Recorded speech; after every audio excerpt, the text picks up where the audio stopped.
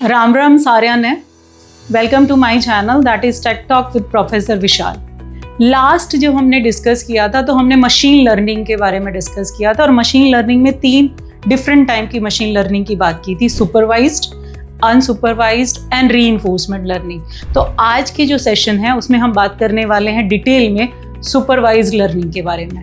अब मैं पहले आपको ये बता दूं कि सुपरवाइज्ड लर्निंग एक एग्जांपल के साथ समझा दूं कि हम जब भी आजकल शादियों में जाते हैं तो वहाँ खाना काउंटर पे लगा होता है और उसके आगे उसका लेबल लगा होता है कि ये दाल है, ये दाल मखनी है, ये रोटियां हैं, ये राइस है। वो जो नीचे लेबल लगे होते हैं उससे हमें ये पता चलता है कि ये जो डिश इसके अंदर है वो कौन सी है। तो इसको हम कैसे करेंगे, दिस इज लेबल, और लेबल से हम चाहते हैं कि हाँ मुझे खाना है, नहीं खाना है, and you can decide on it. तो सिमिलरली यदि आपका डेटा लेबल लगे हुए हैं कि आपको पता है कि इस लेबल के अंदर क्या है, इस लेबल के अंदर क्या है, यदि आपका डेटा पूरा लेबल्ड है उसको हम बोलते हैं सुपरवाइज्ड लर्निंग। फाइन। सो अब हम डिटेल में डिस्कस करेंगे कि सुपरवाइज्ड लर्निंग होता क्या है। जैसे नाम से ही पता चल रहा है, सुपरवाइज्ड लर्निंग यानी कि जो हमें पहले से मालूम है। सो हमें बात करनी है सुपरवाइज्ड लर्निंग की। अब सुपरवाइज्ड जो लर्निंग होती है वो होती है लेबल्ड डेटा के साथ, जैसे हम बार बार बात कर रहे हैं। तो अब जो लेबल डेटा है वो कैसा होता है, चलो कैसा होता है कि it's a type of machine learning where computer learns from example that already have the right answer. जैसे मैंने अभी आपको एग्जाम्पल दिया कि आप शादी में गए हैं, वहाँ पूरा स्टॉल लगा हुआ है और उसके सामने लिखा हुआ है कि इसके अंदर कौन सी डिश है, इसके अंदर कौन सी डिश है, तो वो उसका लेबल है। तो हमें पता है कि इस पर्टिकुलर यूटेंसिल्स में और इस पूरे डब्बे में क्या है। तो सुपरवाइज लर्निंग की जब हम बात कर रहे हैं तो यहाँ पे हमें जो सबसे हमारा इंपॉर्टेंट है वो है यहाँ पर हमारा लेबल्ड डेटा। अब लेबल डेटा के लिए मैं एक आपको सिंपल सा एग्जाम्पल देती हूँ कि लेबल डेटा होता क्या है। फॉर एग्जाम्पल, मुझे मेरा रिजल्ट, स्टूडेंट का रिजल्ट देखना है, तो वहाँ पे लिखा होता है स्टूडेंट का सीट नंबर, वहाँ लिखा होता है स्टूडेंट का नाम, और फिर यहाँ पे सारी डिटेल्स होती हैं उसके मार्क्स की। तो मान लो उसके पास सब्जेक्ट S1 है, सब्जेक्ट S2 है, सब्जेक्ट S3 है, एंड सो ऑन। तो बेसिकली क्या हुआ, सीट नंबर है तो मान लिया सीट नंबर था 2014। मान लिया उसका जो नाम था वो था दिनेश, और उसके बाद सब्जेक्ट 1 में था मैथ्स, मान लिया जो उसके मार्क्स थे 42 out of 50, and so on. तो हो क्या रहा है, ये इसका लेबल है और लेबल के अंदर क्या है, data. So when you have a label और बेस्ड ऑन दैट लेबल आप ट्रेन करते हैं, लर्न करते हैं, तो उसको हम बोलते हैं सुपरवाइज्ड लर्निंग। अब जो सुपरवाइज्ड लर्निंग में जो सबसे इंपॉर्टेंट चीज होती है वो होती है फीचर्स। अब फीचर्स क्या होते हैं, you give the machine input data, यानी कि जैसे अभी हमने बोला सीट नंबर, आपने दूसरा बोला सीट नंबर के साथ में उसका नाम, उसके सब्जेक्ट्स, तो आपने ये अलग अलग लेबल उसको दे दिया। अब लेबल क्या करेंगे, आपको उसके अंदर करेक्ट डेटा भी डालना पड़ेगा। करेक्ट डेटा डालोगे तो ट्रेनिंग होगी, तो लर्निंग होगी। तो जब भी आप कोई भी मशीन को सुपरवाइज्ड लर्निंग कराना चाहते हो, वहां पर आप फाइंड आउट करते हो पैटर्न। अब पैटर्न कैसे, कि आपको पता है कि लास्ट ईयर ये सब हुआ था, तब मैंने ये डिसीजन लिया था, तो आपके पास ऑलरेडी वो डेटा अवेलेबल था कि लास्ट टाइम जब मुझे ये सारी प्रॉब्लम्स आई थी तो मैंने कौन सा, या मैं एक सिंपल सा एग्जांपल लेती हूँ कि लास्ट ईयर आप डेली 3 घंटे पढ़ते थे और 3 घंटे पढ़ने के बाद आप जो भी आपका रिजल्ट आया वो कुछ आपका 70% अराउंड आया। तो आपने ये लर्न कर लिया कि मैं डेली यदि 3 घंटे दूंगा तो मेरा रिजल्ट 70% आया, तो नेक्स्ट टाइम मैं कितना और इनपुट दूं तो मेरा ये, और फिर आपने ये भी देखा कि मुझे क्या क्या डिस्टर्बेंस रही उस टाइम पे। तो आपने एक पैटर्न फाइंड आउट किया कि यदि मैं मॉर्निंग में पढ़ रही थी, 3 घंटे मैं मॉर्निंग में पढ़ती हूँ तो मुझे ज़्यादा इफेक्ट आता है, शाम को मैं पढ़ती हूँ तो नहीं आता। मीन्स आप क्या कर रहे हो, you are trying to find patterns in your training set. Training set means आप अपने आप को कैसे स्टडी कर रहे हो और आपने आपको कैसे ट्रेन कर रहे हो। तो जहां पर आप एक पैटर्न फाइंड आउट करने की कोशिश करते हो और इनिशियली उस पैटर्न के बेस पे आपके पास रिजल्ट भी है, यानी कि मान लो मैंने जस्ट लास्ट ईयर मेरा 24-25 में जब मैंने पढ़ाई की, मैं सुबह में 3 घंटे पढ़ती थी और उसके हिसाब से मुझे आए 70%। उसके जो पहला साल था मैं शाम को 3 घंटे पढ़ती थी और उसके रिजल्ट आया मेरा 65%। तो मुझे एक पैटर्न तो समझ में आया कि यदि मैं सुबह पढ़ूंगी तो मेरा रिजल्ट इंप्रूव होगा, और यदि मैं 3 घंटे से थोड़ा इंक्रीज करूंगी तो ऑब्वियसली मेरा रिजल्ट और इंप्रूव होगा। तो ये आपने क्या किया, आपने पैटर्न फाइंड आउट किया। पैटर्न फाइंड आउट किया, उसके बाद आपने उस पैटर्न से अपने आप को ट्रेन किया एंड उसके बेस पे आपने प्रेडिक्ट किया कि भाई अब मैं सुबह में 4 घंटे दे रही हूँ, तो सुबह में 4 घंटे दे रही हूँ तो मेरा जो रिजल्ट है वो 70% से अप जाना चाहिए, क्योंकि 3 घंटे में ही मेरा 70% आया था। So this way you start learning, और इसी तरह मशीन को लर्न कराते हैं। तो that type of learning is called supervised learning, जो आप पैटर्न समझ के, डेटा का पैटर्न समझ के प्रिडिक्ट करते हैं कि आउटपुट क्या होगी। इसके लिए दूसरा एक एग्जाम्पल मैंने यहाँ रखा हुआ है, that is think of it like a student learning with the help of a teacher. अब टीचर क्या करता है क्लास में, उसको सारे क्वेश्चंस के सही आंसर, ये क्वेश्चन है तो ये आंसर, ये क्वेश्चन है तो ये आंसर, वो सारे उसको सिखा देता है। तो teacher gives question with answer. अब जब स्टूडेंट एग्जाम में लिखने बैठेगा तो वो बड़ी आराम से, क्योंकि उसको प्रैक्टिस करनी है और उसको ये समझना है कि भाई ये जो टीचर ने मुझे इस तरह की प्रॉब्लम सॉल्व की थी तो उसका आंसर इस तरह से निकला था, या मुझे ये फॉर्मूला अप्लाई करना पड़ा था। तो अब धीरे धीरे प्रॉब्लम स्टेटमेंट में भी आपकी चेंज हो जाएगी, लेकिन पैटर्न चेंज नहीं होगा। क्यों? क्योंकि यदि हम सिंपल मैथ्स की प्रॉब्लम दे तो हमें पता है कि आप प्रैक्टिस करोगे, पैटर्न को लर्न करोगे तो मैथ्स की कोई भी प्रॉब्लम आप सॉल्व कर सकते हो। पर आपने ये कैसे सीखा, पहले आपने उसकी similar type of problems teacher ने आपको सॉल्व करके दिखाई, सॉल्व करके दिखाई तो आपको आंसर मिला, और जब आपको आंसर मिला तो आपको समझ में आ गया कि ये क्वेश्चन इस पैटर्न का है। तो आप जितनी प्रैक्टिस करोगे उतना आपको मैथ्स के क्वेश्चन का पैटर्न समझ में आएगा, और उसके बेस पे आप बिना किसी प्रॉब्लम के आंसर कर पाओगे। तो आपने क्या लर्न किया, आपने किया supervised learning. So this is an example of supervised learning. अब हमें ये तो समझ में आ गया कि सुपरवाइज लर्निंग क्या है, जहां हम सोच समझ के सीखते हैं। तो अभी हम बात करेंगे कि सुपरवाइज लर्निंग होती कितनी तरह की है। तो जो सुपरवाइज लर्निंग है वो basically categorize in 2 category. One is classification and another is regression. Now what is a classification? Based on certain category of a class, if you decide the goal, then it is called classification. तो आपने क्या किया, एक model लिया, classify किया कि हाँ ये वाली सारी आउटपुट इस केस में आ रही हैं, तो आप उसको क्लासीफाई करके क्या करोगे, the goal is to sort data into predefined category. भाई ये इस कैटेगरी का डेटा है, ये इस कैटेगरी का डेटा है और ये इस कैटेगरी का डेटा है। तो यदि आप कैटेगरी वाइज उसको सॉर्ट आउट कर सको based on certain keywords, based on certain goal statement, तो आप डिसाइड कर सकते हो। तो जहां पर आप कैटेगराइज करते हो, जैसे सिंपल सी बात है कि हमारे पास बहुत सारे स्टूडेंट होते हैं क्लास में, तो हम किसी को एक्टिव लर्नर बोलते हैं, किसी को एवरेज लर्नर बोलते हैं, किसी को हम वीक लर्नर या पैसिव लर्नर बोलते हैं। तो उसमें हमने ये 3 कैटेगरियां बनाई, पर हमने बनाई किस हिसाब से, based on your past record. यदि आपका थ्रू आउट रिजल्ट बहुत अच्छा है तो हमने आपको एक्टिव लर्नर में डाल दिया, यदि आपका रिजल्ट एवरेज है तो हमने एवरेज लर्नर में डाल दिया, और आपका यदि रिजल्ट पुअर है तो हमने पैसिव लर्नर में डाल दिया। तो हमने क्या किया, 3 कैटेगरी बनाई और उन कैटेगरी के हिसाब से आपका डेटा हमने सॉर्ट कर दिया।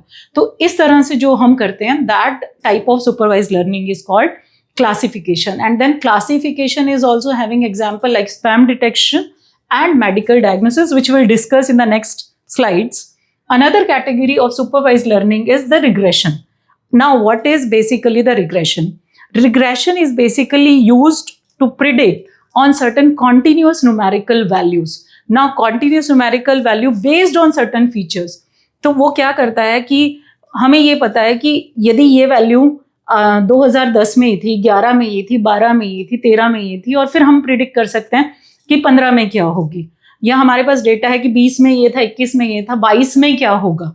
तो when you have such continuous data and based on that if you can predict or you can find some relationship कि 2020 में ऐसा क्यों हुआ, 21 में ऐसा हुआ, 22 में ऐसा हुआ, 23 में ऐसा, तो अब 25 में क्या होगा, based on the values you are going to decide. So when you have some continuous numerical value as your input, and based on that if you are deciding the output, that is called regression. So basically supervised learning is of two type, and in regression we have house price prediction. जैसे हम generally बोलते हैं कि अहमदाबाद में 2010 में ये rate था, अब 2020 में ये था, 2025 में ये हो गया, तो वो बेसिकली हमने किसके बेसिस पे किया, this is basically example of regression. And sales forecast कि हमने लास्ट ईयर दिसंबर के महीने में इतना बेचा था, उससे पहले साल दिसंबर के महीने में इतना बेचा था, तो देन यू आर फोरकास्टिंग कि दिसंबर 25 में हम कितना बेचेंगे. तो बेसिकली आप क्या कर रहे हैं, sales forecast based on continuous numerical values. So that is basically example of supervised learning. So supervised learning is of two type, that is classification and regression. Now we talk about how we can implement supervised learning in computers. तो सबसे पहला जो step रहता है supervised learning का वो रहता है collect the data. That means सबसे पहले जो important है वो है labeled data. तो हमें सबसे पहले इकट्ठा क्या करना है, labeled data. फिर हमने उस डेटा को क्लीन करना है, ऑर्गेनाइज करना है. क्यों करना है, क्योंकि जितना हम डेटा कलेक्ट करते हैं ज़रूरी नहीं है कि वो डेटा फुल प्रूफ हो, ज़रूरी नहीं हो डेटा फुल हो इन द सेंस कि हो सकता है कुछ वैल्यू वेकेंट हो सकता है कुछ वैल्यू हमारे काम की ना हो सकता है कुछ वैल्यू हमारी रेंज में ना हो. तो ये सारा जो प्रोसेस कहलाता है वो कहता है preprocess, means you are clean and organize the data which you have acquired. अब क्या करोगे, एल्गोरिथम इम्प्लीमेंट करोगे. You are going to implement some supervised learning algorithm with this particular data. जैसे जनरली हम कह रहे हैं कि 2020 में ये सेल था, 2021 में ये सेल था, 22 में ये सेल था. फिर आप उसके either you can use linear regression or some other regression, and then you can train your model based on that. So that is based on certain algorithm with the data. Then you check the performance with the new data. Generally हम क्या करते हैं, जब भी हम किसी model को train करते हैं तो हम जितना हमारे पास डेटा होता है, मान लिया जाए हमारे पास 1000 रोज हैं डेटा में, तो हम क्या करेंगे, उस 1000 रो का हम जनरली जब भी ऐसा कोई एग्जाम्पल लेते हैं जहाँ पे हमें ट्रेन करना होता है, तो ट्रेन करने में हमें ये चीज़ ध्यान रखनी पड़ती है कि यदि मान लिया जाए मेरे पास फॉर एग्जाम्पल 100 रोज हैं, तो मेरे को इस डेटा को डिवाइड करना पड़ेगा. किस में डिवाइड करना पड़ेगा, ट्रेनिंग डेटा और टेस्टिंग डेटा के अंदर. तो मेरा जो ट्रेनिंग डेटा है और टेस्टिंग डेटा है, मान लिया जाए मेरे पास 100 रोज थी, तो मैंने 80 रोज में ट्रेन किया और 20 रोज में मैंने टेस्ट किया, टेस्ट डेटा में रखा. तो जो मेरा यहाँ पे मॉडल के साथ डेटा के साथ ट्रेनिंग हो रही है वो यहाँ 80 रोज के साथ हो रही है. तो मेरा पूरा जब मॉडल ट्रेन हो जाएगा फिर मैं उसको इवेल्युएट करूंगी. इवेल्युएट किस पे करूंगी, मैं जो मेरा बच गया है 20% डेटा, 20 रोज जो बच गए उस पे मैं उसको टेस्ट करूंगी. And then we will find out कि जो हमारा प्रेडिक्शन है वो एक्यूरेट है या नहीं. तो I will check for accuracy. So use to train model to make real world prediction. तो ये मैंने सिर्फ एक सिंपल सा एग्जाम्पल दिया कि मान लिया जाए, वैसे तो हमारे पास लाखों करोड़ों रोज होती हैं, लेकिन यहाँ पे छोटा एग्जाम्पल मैंने लेके दिया. और फिर आपकी इच्छा है, you can make 80 rows as a training set, 20 rows as a testing set. Just an example, you can take in percentage 80% or 20%. You can also have a percentage of 70-30. You can have a percentage of 60-40. That means 60% you are having a training data and 40% you are having testing data. So it depends what type of system you are using. So based on that, you can decide the ratio of your training and testing. But most of the time, we can go for 80-20, 70-30 sort of combination for supervised learning. So the steps which we have to collect, we have to pre-process, then train, evaluate, and then we can predict what is going to be the output based on that particular data. So now we take very simple example, that is smart mailbox. So now I have just taken a story कि यहाँ पे एक रिया है. रिया उसको रोज बहुत सारे mail मिलते हैं, बट रिया चाहती है कि कुछ जो मेल हैं जो उसके फ्रेंड्स के हैं या वर्क रिलेटेड हैं वो मे बी उसके काम के हैं वो रहें इनबॉक्स में, लेकिन बाकी जो अनोइंग है वो स्पैम में चले जाएं. तो उसने क्या किया, बेसिकली यहाँ पे उसने लेबल देना शुरू किया। क्या लेबल दिया उसने, यदि उसकी मेल में था you won $1 million, click here, तो उसने उसको लेबल कर दिया। क्या लेबल कर दिया, that it is a spam message. तो स्पैम और नॉट स्पैम उसको जानना है कि मैं इसको देखूं या मैं नहीं देखूं। तो बेसिकली रिया ने क्या किया कि यदि उसमें कहीं पर भी वॉन है तो उसने उसको किस लेबल क्या डाल दिया, स्पैम। और यदि उसने देखा कि मीटिंग एट 10 AM टुमारो, तो यहाँ पे ना कहीं वॉन है ना कहीं और कोई कीवर्ड है। धीरे धीरे उसने क्या किया, जैसे विन है, लॉटरी है, फ्री है, क्लिक हियर है, इन सब कीवर्ड के बेस पे उसने डिसाइड कर लिया कि यदि ये कोई कीवर्ड एग्जिस्ट कर रहा है तो उसको मुझे स्पैम में डालना है, और इसके अलावा कुछ है तो वो मेरी एक नॉर्मल मेल है। तो उससे क्या हुआ कि उसका जो उसकी नॉट अनोइंग मेल थी वो सारी कहाँ चली गई, स्पैम में, और जो उसके काम की मेल थी वो रही उसके इनबॉक्स में। सो ये जो हमने कीवर्ड के वो लेबल किया, सो लेबल करके हमने क्या कर दिया, उसको ये बता दिया कि ये लेबल से कुछ भी आता है तो वो स्पैम में जाएगा, और इस लेबल के अलावा कुछ आ रहा है तो वो नॉन स्पैम में जाएगा। तो this is one of the example that is spam detection which comes under classification. As I said, classification यहाँ पे स्पैम और नॉट स्पैम का है।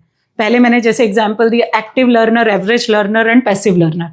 सिमिलरली यहाँ पे आपने दो कैटेगरी बनाई, स्पैम और नॉट स्पैम। तो इससे क्या हुआ कि कोई भी जब ईमेल आने लगी तो उसको समझ में आ गया कि भी ये नॉर्मल मेल है तो उसकी इनबॉक्स में आएगी, स्पैम है तो वो उसके स्पैम फोल्डर में चली जाएगी। सो this is one of the example of supervised learning. Now another example of supervised in the same example, that यहाँ पे क्या हुआ, उसके मेल बॉक्स ने रिकॉग्नाइज करना शुरू कर दिया। क्या रिकॉग्नाइज करना शुरू कर दिया कि कौन सा मेल स्पैम है और कौन सा मेल स्पैम नहीं है।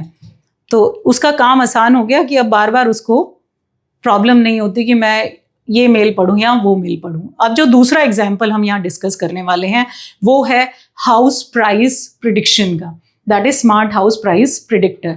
अब इसका काम क्या है, ये एग्जाम्पल है बेसिकली रिग्रेशन का। जैसे हमने बात की दो तरह की हमारी supervise learning, classification and regression. तो जो हमने पहला एग्जाम्पल देखा था रिया का, वो था हमारा कौन सी कैटेगरी, क्लासिफिकेशन। अब हम बात करें रिग्रेशन की। अर्जुन आया नए शहर में, घर ढूंढ रहा है, उसको घर नहीं मिल रहा है, उसको ये लग रहा है कहीं ना कहीं कि मैं कहीं ज़्यादा पैसे ना दे दूँ, कोई मेरे से ज़्यादा पैसे ना ले ले या एजेंट ज़्यादा ना ले ले। तो उसने क्या किया, उसने क्या यूज़ किया, स्मार्ट हाउस प्राइस प्रिडिक्टर। तो उसने ये सोचा कि चलो हम कुछ टेक्निक यूज़ करते हैं, तो उसने उसको लर्न करवाना शुरू कर दिया। कैसे लर्न करवाया उसने पास डेटा इकट्ठा किया। पास डेटा में उसने देखा कि हाउस है 2 बेडरूम, इतना square feet, near to school, उसका प्राइस है 40 लाख रुपए। 3 बेडरूम है, उसका प्राइस है मार्केट के पास है 60 लाख रुपए। 4 बेडरूम है, इतने स्क्वायर फीट का, उसका प्राइस है 80 लाख। तो उसने क्या किया, basically he labels each record with the actual selling price. उससे क्या हुआ, उसको आइडिया लगना शुरू हो गया कि भाई यदि घर यहाँ कहीं होगा तो उसका प्राइस इसी रेंज में होना चाहिए तो उसको प्रॉब्लम नहीं होगी। तो उसने एक मॉडल तैयार किया। उसने ये देखा, मॉडल ने पैटर्न समझा, क्या बड़ा घर है तो बड़ी कॉस्ट है, लोकेशन बदल रही है तो भी प्राइसिंग चेंज हो रहा है, और एक्स्ट्रा फीचर यानी कि गार्डन पार्किंग है, गार्डन फेसिंग है या पार्किंग साथ में है तो उसके प्राइसेस अलग हो रहे हैं। तो ये उसने क्या समझा, उसके अपने मॉडल को ये सारी उसने लर्न करवाया कि ये सारे फीचर्स, ये सारे पैटर्न के हिसाब से प्राइसिंग चेंज हो रही है। तो अब उसको समझ में आ गया जब उसने ट्रेन किया कि पास्ट लेबल डेटा के हिसाब से पुराने प्राइस ये थे तो नए प्राइस क्या होंगे, he can easily predict the new prices. क्योंकि अब उसको आइडिया हो गया भी 40 का है तो यदि मेरा गार्डन फेसिंग होगा और पार्किंग होगा 2, 4, 5 लाख बढ़ जाएंगे। तो उसने कैसे सीखा ये, by collecting labelled data. So this is another example of regression. Now we talk about a third example, that story of doctor Meera and the smart diagnostic tool. अब डॉक्टर मीरा ने जो प्रॉब्लम थी उसकी क्या है, बहुत बिजी डॉक्टर थी।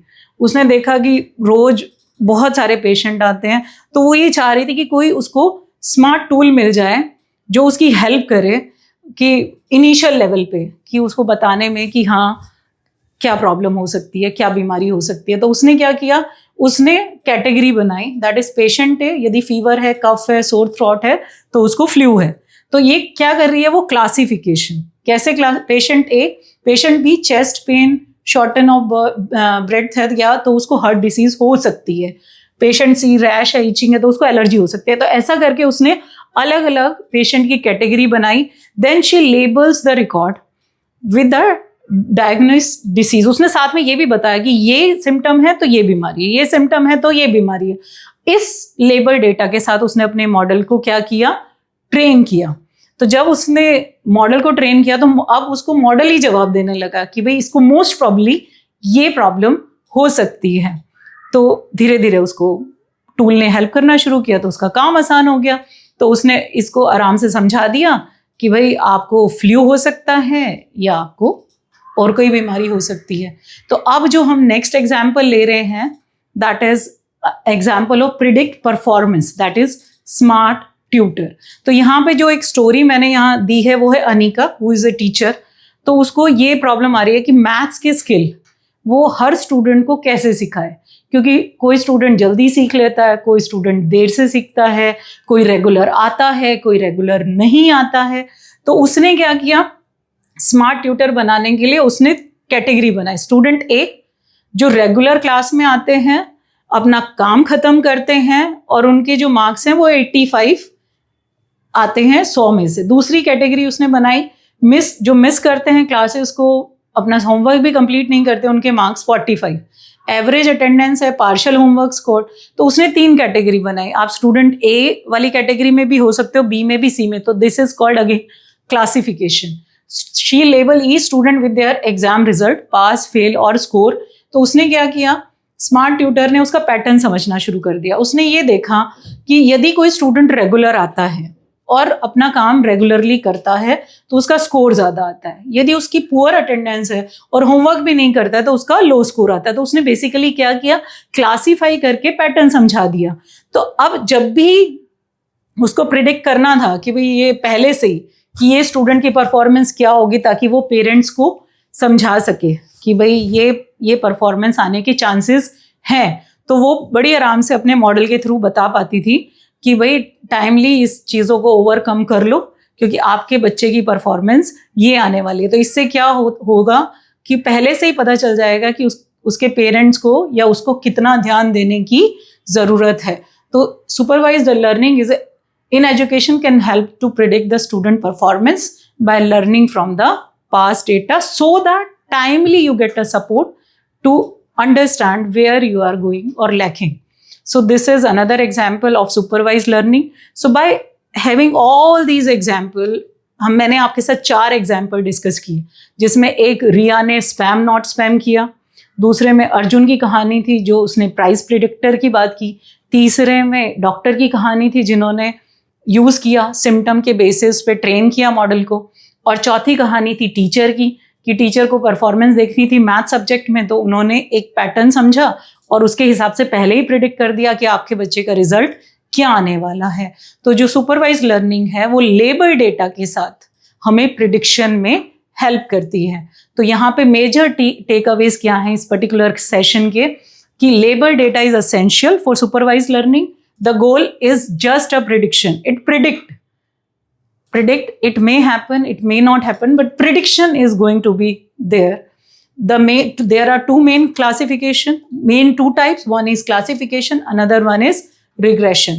So we have already discussed some of the example of classification and regression, and it is always learning by correction. तो supervised learning में हम एक बार लर्न किया, फिर हो सकता है कि प्रिडिक्शन जो आई हो उसमें थोड़ा बहुत डेविएशन हो, तो फिर से आप वो पूरा साइकिल करोगे। तो supervise learning always works on label data. So this is all about supervise learning. I hope you have understood the whole concept of supervised learning, that is learning through labeled data. तो आपको और जानना है, हम अगले session में बात करने वाले हैं अनसुपरवाइज्ड लर्निंग की. तब तक बने रहिए मेरे चैनल के साथ, that is tech talk with professor Vishal.